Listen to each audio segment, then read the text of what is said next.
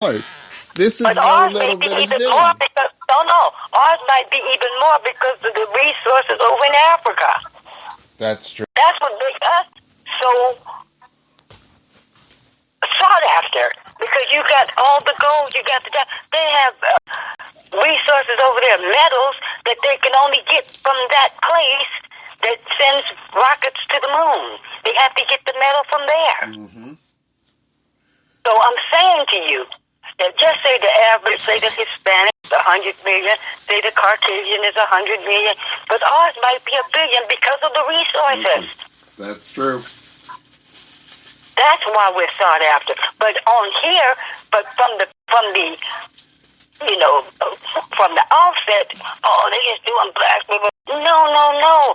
That could be true too, and they've caused this type of feeling to exist. The blacks are easy to be beat or blue, but that's what they got the people thinking. Oh, they never do anything when the police beat you. They threw them in jail. That's how they got you thinking. But on a high scale, they know there's more money there. That's what this game has been. That's something to think about, people. Mm-hmm. We have been... No, I was just getting ready to give it just a identification. For those of you listening through the America's Disabled Veterans in Action Network, we are in a joint community call with Dr. Shirley Moore. We are discussing the current condition that we find ourselves on the intrinsic fraud that goes ongoing within our society. Because people are not aware that there is no statutes that give these people who are operating these administrative procedures and these private corporations that we call courtrooms to give us justice. We are finding that in the congressional record of July 13th, 1866, that where the lawyers are coming into court and stating that the statutes at large give them precedent and jurisdiction to stand in a court, it does not exist. So we're talking about the official congressional record that has been viewed and has been discussed by all of those that should be taking this oath to defend the Constitution of the United States. And so we have to understand it, both as civilian, as veterans, and it's very, very important that we bring this to our communities, our respective communities, to understand what is happening within the country that we're living in and how we got here. And so I want people to really think about this. Stop looking at it that black people do this, black people do that, white people this, but that's what they made us think. But it's been the money. And the Bible tells us the darker skin will be oppressed. And it makes sense now. Because if they had trust for us, that means there's a hell of a lot of money there.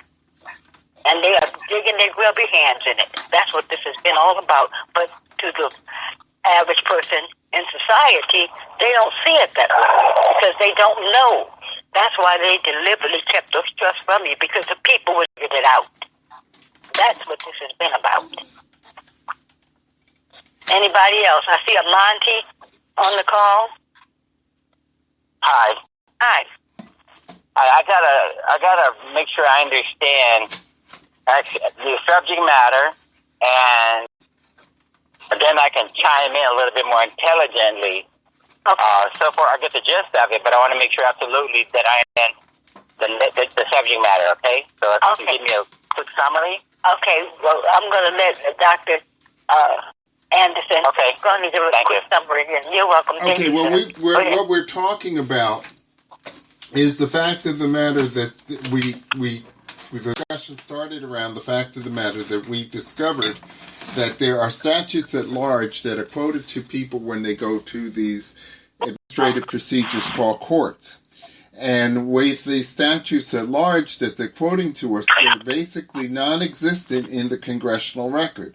This means that every time you've gone to court with a lawyer, every time you've gone to court before a jurist that presents themselves to be a member of the Bar Association and an officer of the court, that we are fronting these secret societies that have no jurisdiction and standing in law to be there in the first place. And they're telling you that you don't have the right to present yourself in court unless you have a law license. Well, they don't have legal standing either, because the statutes at large, which they are trying to say that they are a part of, is something that we're having a problem with, because the fact of the matter, it does not exist in the record where they are saying that it exists. That being statute, I'm trying to get the direct statute here because I'm moving around on the computer, but that being the statute that I was referring to of July 1866, which is, let's see, I should be coming upon it in a second here. Statute at large. Dr. Shirley, do you have the number available? You're good. Yeah, statute at large, 14 statute at large 121. Members of the bar have no authority to be in court. So the honest services that we're talking about are not being presented because this congressional does not exist. So what they're doing to us is the nunk-pro-tunk fraud that they knew then, we know now, and now we're talking about the fact of the matter that we're aware that this is now public information. We're seeing that there is a fraud here because there is no congressional record, so there's intentional deception. Okay. Okay, Can I let me ask you? Oh, yeah, sorry, go ahead. Yeah, of course, go ahead. Thank you, honey. Go ahead. Sure.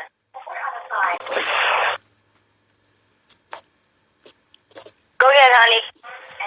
I'm going to post this thing in the chat room so they can see it. Are you finished, Dr. Yeah. Smith? Yeah. Okay. Yes, I am. Okay, you want to ask a question. Go ahead, ma'am. Yeah, this is sir, and what I'm from what I understand, we have a very, very fundamental problem, particularly with the federal criminal laws that are on the books, because so many laws are written so long time ago that see, a lot of them get piled one on top of the other, and I think what we're finding out now is that when it comes to apply the laws, and we've seen a lot of this show up in the federal criminal judicial system. For instance, when minorities, when they get arrested or they go to court or jail or whatever, there's so much leeway in terms of how they can get prosecuted and how their cases are handled, because the ambiguity associated with, stacking one law on top of the other and the other and the other.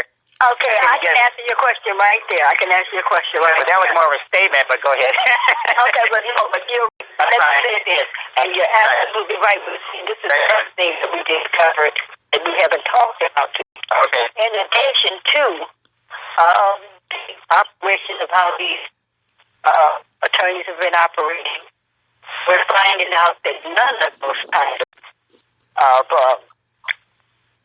code, what is it called? The 51 codes and titles, none of them were ever ratified. So therefore, hey, Brother George, we got them again. None of those titles and codes were ever ratified. Mm-hmm. So how did they ever make you even adhere to them? We have the letter from the Congression, from the Library of Congress, showing that they weren't even in session. So therefore, when we revert back to the Republic like we're supposed to be doing, all of those things would be null and void anyway. And you're absolutely right. This is another thing that they've done. They've convoluted the whole entire issue to keep you off balance. Like I said earlier, before you probably got on here, they have been operating completely different than the way that they've been operating. So you're absolutely right. Everything, I call it subjective. They found ways to circumvent the law. Like you said, a guy going there, this is the law on this end, and they can change it. I'll give you an example. The Miranda law. I want you guys to hear this. They've done this in a very obscure manner. They changed that. So you're thinking, well, I can say, you didn't read me about Miranda rights. But they don't have to anymore. See? And what they're saying that, the only time he has to read them to you is if you're in custody. That's not what Miranda said. But that's the way they interpret it now. Because to me, it's saying if you're in custody, you're not free to leave. Well, to me, when you stop by a traffic officer and he stops you, you're not free to leave until he tells you. So you are technically in custody. You are under arrest. So you're under arrest. So the point is, it's called a word game. And I'm so glad you brought that up, because this is what they do. They always leave themselves window of escape. You come to them this way, they got another way. They got something hanging in the balance with you. So, from what I'm understanding, once we go back to the Republic, and they're supposed to restore everybody, forgive debt, all these other good things, all these laws and everything that's supposed to avoid. So today, what we were asking for is this: until they come to the date where the Republic is restored, we need relief right now. So if we want to stop this and put everything at a standstill, I believe that we need to ask them to put a clamp on those trusts when they can't have access to more. Also, you put a clamp on what? On the trust. Are you in the chat room? I'm on the phone right now. Okay, so I'm just on the phone.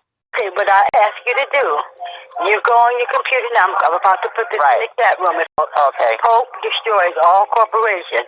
You're going to see him sitting. You want the one where he's sitting with the white hat. And he's telling you that the Vatican created a world trust using the birth certificate to capture the value of each individual and their future energy, their productive energy. They said state, providence, and country. That's in the fiat system. We're in the fiat system, right?